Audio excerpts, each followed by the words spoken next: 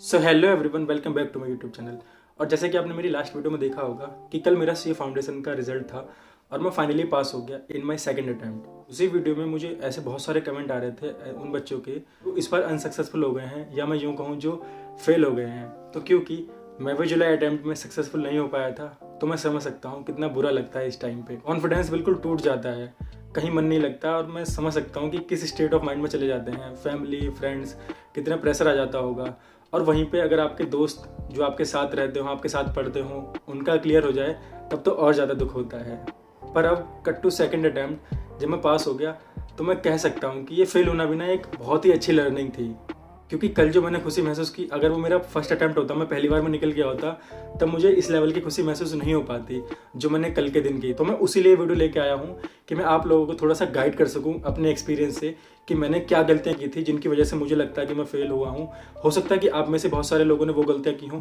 अगर वो गलतियाँ की हैं तो मैंने उनको कैसे ठीक किया था, मेरे एक्सपीरियंस से सीख सकते हैं। जरूरी नहीं कि हर गलती हम खुद करके सीखें, कभी कभार दूसरों के एक्सपीरियंस से भी सीखना चाहिए। फर्स्ट ऑफ ऑल मैं समझ सकता हूँ कि एकदम मेरे कह देने से आपका दुख भाग तो नहीं जाएगा, आप दुखी फील करेंगे। आप करिए, आपको 3-4 दिन लगेंगे उस दुख को ओवरकम करने में, मुझे भी लगे थे। पर उसी के साथ साथ आप सिर्फ सैड मत होते रहिए।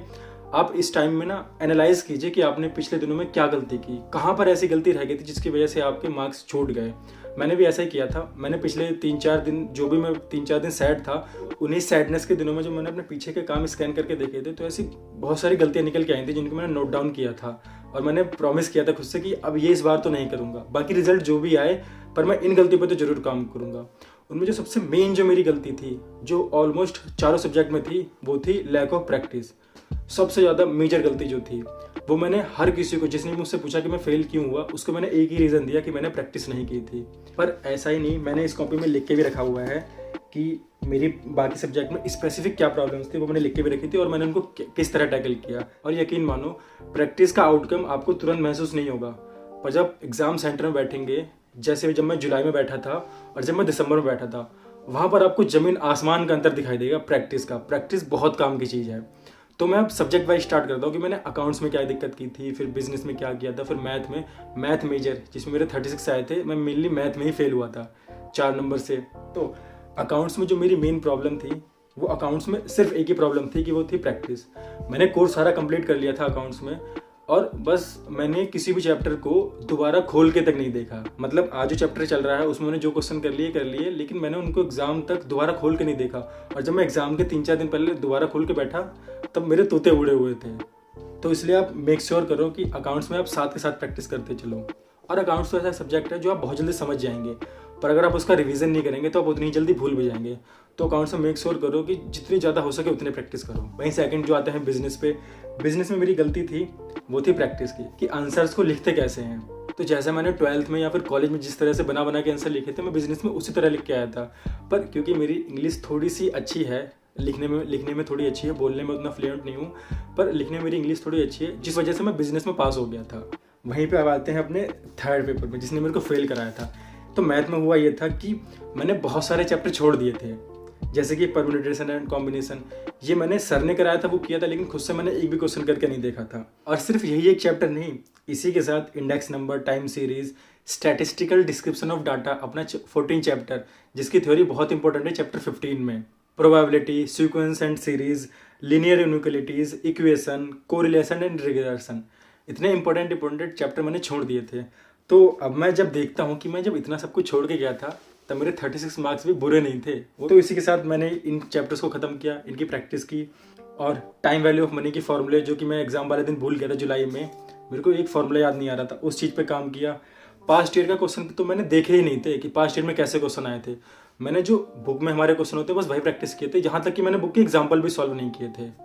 तो फॉर्मूले वाली चीज़ को टैकल करने के लिए मैंने ऐसा किया था कि ऐसे एक एक पेपर पे सारे चैप्टर के फॉर्मूले लिख लिए थे। ये टाइम वैल्यू ऑफ मनी का है, जैसे इसके फॉर्मूले, और स्टैटिकल डिस्क्रिप्शन ऑफ डाटा जो अपना अगला चैप्टर है, उसमें जियोमेट्रिक मीन, हार्मोनिक मीन, इन सब में बहुत सारे फॉर्मूले होते। तो मैं ऐसे पेजेस पे लिख लिख कर रखता था, इनकी खूब प्रैक्टिस करता था। इसी के साथ मैंने एक छोटी डायरी भी बनाई थी, जिसमें मैंने सारे ही फॉर्मूले लिख के रखे थे। एक मिनट आपको दिखाता हूँ। तो मैथ में मैंने डायरी बनाई थी। ये डायरी मुझे गिफ्ट दी थी मेरी फ्रेंड ने मेरे बर्थडे पे। थैंक यू सो मच अगर तुम वीडियो देख रहे हो तो। हाँ, तो ये डायरी बनाई थी मैंने। इसमें मैंने मैथ के चैप्टर वाइज फॉर्मूले लिख रखे थे, जैसे ये रेशियो के। उसी के बाद हर चैप्टर वाइज मैंने जो भी इंपॉर्टेंट फॉर्मूले होते हैं, अपने निशान सर ने यूट्यूब पे सेशन लिया था, उसमें लिखवाए थे, तो मैंने वहीं से लिख लिए थे सारे फॉर्मूले। तो जिससे मैं डे टू डे जब भी टाइम मिले तो मैं फॉर्मूले देख लिया करता था। तो इस चीज़ से मैंने फॉर्मूले वाली दिक्कत को टैकल किया। और रही बात पास्ट ईयर क्वेश्चन करने की, तो उसके लिए मैंने इतने सारे पास्ट ईयर क्वेश्चन पेपर ये सब प्रिंट कराए थे। और आप जैसे देख सकते हैं, ये क्वेश्चन पेपर सॉल्व किया करता था एग्जाम सिचुएशन की तरह, टाइमर लगा के, और ये मैं इवेल्यूएट करके खुद को मार्क्स भी दिया करता था।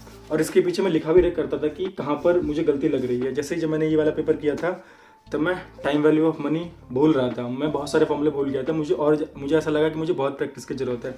वहीं पे मैट्रिक्स, परम्यूटेशन एंड कॉम्बिनेशन। और अब मानेंगे नहीं कि जब मैंने पहली बार किया था तब मेरे 25 मार्क्स आए थे इस चैप्टर में, इस पेपर में। जब मैंने दोबारा किया तो मेरे 56 आए थे। तो मैं ऐसे ही अपडेट पीछे लिख लिया करता था। ऐसे ही मैंने बहुत सारे पेपर दिए थे। तो आप ये भी कर सकते हैं मैथ में। सिर्फ मैथ के ही नहीं, मैंने ऑलमोस्ट हर सब्जेक्ट के करा के रखे थे जिनको मैंने प्रैक्टिस किया था एग्जाम में जाने से पहले। और इसी के साथ जब मैं फेल हुआ था, मुझे याद है 15 या 16 सितंबर की तरफ अनअकैडमी पे बैच लॉन्च हुआ था, एक PYQ MTP, जिसमें पास्ट ईयर क्वेश्चन पेपर और MTP कराने थे सारे सब्जेक्ट्स के। तो मुझे मेनली मैथ में इंटरेस्ट था, जिसके लिए फिर मैंने अनअकैडमी के सब्सक्रिप्शन भी लिया था, और वहाँ से मुझे बहुत ज़्यादा हेल्प हुई है। इसी के साथ आ जाते हैं अपने फोर्थ पेपर इकोनॉमिक्स पे। तो इकोनॉमिक्स में मुझे इतनी कोई दिक्कत थी नहीं। इकोनॉमिक्स मेरा one of the favourite subjects है। इकोनॉमिक्स में मैंने जो जुलाई में गलती की थी वो थी कि मैंने सेकंड बुक को इग्नोर कर दिया था। तो उस गलती को मैंने इस बार सॉल्व किया। मैंने इस बार फर्स्ट बुक के साथ साथ सेकंड बुक पे भी उतना ही ज़्यादा ध्यान दिया, और पास्ट ईयर क्वेश्चन पेपर और बाकी सब कॉमन है। वो जो अनअकैडमी पे बैच था, उससे मैंने हर सब्जेक्ट में पास्ट ईयर क्वेश्चंस को और MTP को टैकल किया और प्रैक्टिस की थी। तो ओवरऑल अगर आप मेरी जर्नी को एनालाइज करेंगे तो आपको भी यही दिखेगा कि मेरी मेन जो गलती थी वो बस प्रैक्टिस ही थी, जिसको मैंने टाइम रहते एनालाइज किया, और दिसंबर में मैं उसको कैसे टैकल कर सकता हूँ, मैं कैसे इस चीज़ को दूर कर सकता हूँ, उसकी मैंने पूरी कोशिश की। तो इसी तरह इस वीडियो के जरिए मैं आपको बताना चाह रहा हूँ कि आप भी बैठिए, सोचिए। दुखी तो होंगे आप, लेकिन दुखी के साथ साथ आपको अगला अटेम्प्ट तो देना है। दुख मना करके तो आपका अगला अटेम्प्ट निकलने नहीं वाला है, आपको ही पेपर लिखना पड़ेगा। तो आप बैठिए और एनालाइज कीजिए कि मेरा वीक पॉइंट है क्या, कहाँ गलती कर रहा हूँ मैं। और यकीन मानिए, ये आपको आपसे अच्छा कोई और नहीं बता सकता। मुझे किसी तीसरे बंदे ने आके नहीं कहा था कि प्रैक्टिस तुम्हारी कमी है, मैंने खुद बैठ के देखा था। तो उसी तरह अगर आप भी बैठेंगे, शांति से सोचेंगे, तो आपको पता लगेगा, आपको खुद मालूम होगा कि आप कहाँ पर चूक गए हैं, आपने कहाँ पर लापरवाही दिखाई है। तो उसी में 4-5 दिन लीजिए, स्ट्रेटेजी बनाइए और उस पर काम कीजिए।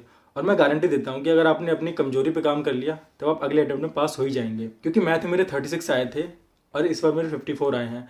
मुझे इस बार भी उम्मीद तो नहीं थी कि 50 क्रॉस कर जाऊंगा मैथ में, मैं बस 46 का सोच के चल रहा था। लेकिन फिर भी अगर आप प्रैक्टिस करेंगे तो आपको अपनी एक्सपेक्टेशन से ज़्यादा रिटर्न मिलेगा। इस बात को ध्यान रखिएगा। तो आई होप मेरी इस वीडियो से आपको थोड़ी बहुत मदद मिले। अगर मिलती है तो इस वीडियो को लाइक कर देना, इस चैनल को सब्सक्राइब कर लेना। आगे भी मैं CA से रिलेटेड कंटेंट लाता रहूँगा, तो अपने दोस्तों को शेयर कर देना जो भी CA रिलेटेड फील्ड में है। और मेक श्योर कि आप मुझे इंस्टाग्राम पे फॉलो करते हो। पर्सनल कनेक्शन के लिए कोई सवाल हो तो आप इंस्टेंटली पूछ सकते हैं मुझसे। ठीक है, मिलता हूँ अगली किसी वीडियो में। बाय।